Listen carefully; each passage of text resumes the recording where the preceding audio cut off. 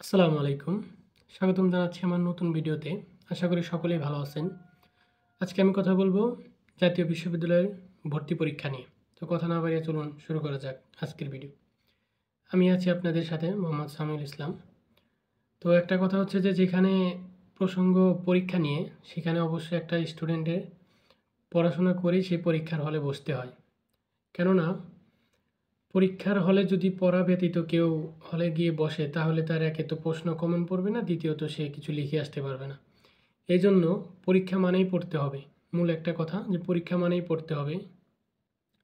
আপনারা জানেন যে জাতীয় বিশ্ববিদ্যালয়ের পরীক্ষা এবার নেওয়ার কথা বলেছে এবং সেই পরীক্ষাটা অবশ্যই পাবলিক বিশ্ববিদ্যালয়গুলোর ভর্তি পরীক্ষার পরেই তারা পরীক্ষাটা নেবে, এতটুকু নিশ্চিত। তবে তারা একটা প্রকাশিত নিউজ যেটা করেছে সেটা হচ্ছে যে তারা মে মাসের মধ্যে জাতীয় বিশ্ববিদ্যালয়ের পরীক্ষাটা কমপ্লিট করবে। এক এক বিশ্ববিদ্যালয়ে এক একটা সময় তারা পরীক্ষা নেবে, কিন্তু মে মাস থেকে তাদের কার্যক্রমটা চালিয়ে যাবে। কিন্তু এখানে কথা হচ্ছে যে আপনারা যারা অনার্সে ভর্তি হবেন তারা অনেকে আছেন যে ভর্তি পরীক্ষা কবে দিবে, এখনও কি কোনো নোটিশ বের হয়েছে, মানে হুট করে কি বের হয়ে গেল নাকি, এই সমস্ত যারা প্রশ্নগুলো করতেছেন তাদের উদ্দেশ্যে বলতেছি যে আপনারা যদি এখন থেকে প্রিপারেশন না নেন জাতীয় বিশ্ববিদ্যালয়েরও, যদি অর্থাৎ যদি পাবলিক বিশ্ববিদ্যালয়ে আপনাদের চান্স হয়ে যায় তাহলে তো আলহামদুলিল্লাহ। এবং যারা পাবলিক বিশ্ববিদ্যালয়ে পরীক্ষা দিবেন না, আমি তাদের উদ্দেশ্যে বলতেছি যে তারা এখন থেকেই জাতীয় বিশ্ববিদ্যালয়ে একটা প্রস্তুতি নেন।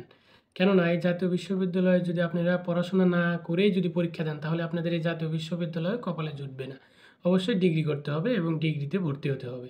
তাই যদি এরকম কোনো প্রশ্ন যদি আপনাদের থেকে থাকে যে জাতীয় বিশ্ববিদ্যালয় পরীক্ষা কবে হবে, হ্যাঁ কবে নোটিশ প্রকাশিত করলো, এই সমস্ত অবান্তর এবং এই সমস্ত ভিত্তিহীন কোশ্চেন না করে আপনারা এখন পড়াশোনাটা চালিয়ে যান এবং পড়াশোনাটা করেন।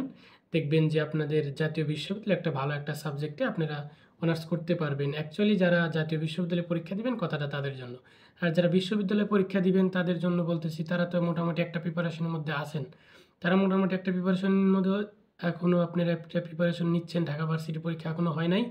তো যারা বিশ্ববিদ্যালয়গুলোতে জাতীয় বিশ্ববিদ্যালয় পরীক্ষা দেওয়ার চিন্তাভাবনা করেন না, যে একটা বিশ্ববিদ্যালয়ে যদি আমাদের পরীক্ষা দেওয়ার মাধ্যমে যদি আমরা চান্স পাই তাহলে তো আলহামদুলিল্লাহ। তাদের উদ্দেশ্যে বলবো যে তাদের এই জাতীয় বিশ্ববিদ্যালয় নিয়ে এত মাথা ঘামানোর কিছু নাই, কারণ আপনারা যেই প্রিপারেশনটা নিচ্ছেন এর মাধ্যমেই আপনাদের জাতীয় বিশ্ববিদ্যালয়ের প্রিপারেশনও হয়ে যাচ্ছে। তো আজকের ভিডিও এতটুকুই। ধন্যবাদ সবাইকে। আসসালামু আলাইকুম।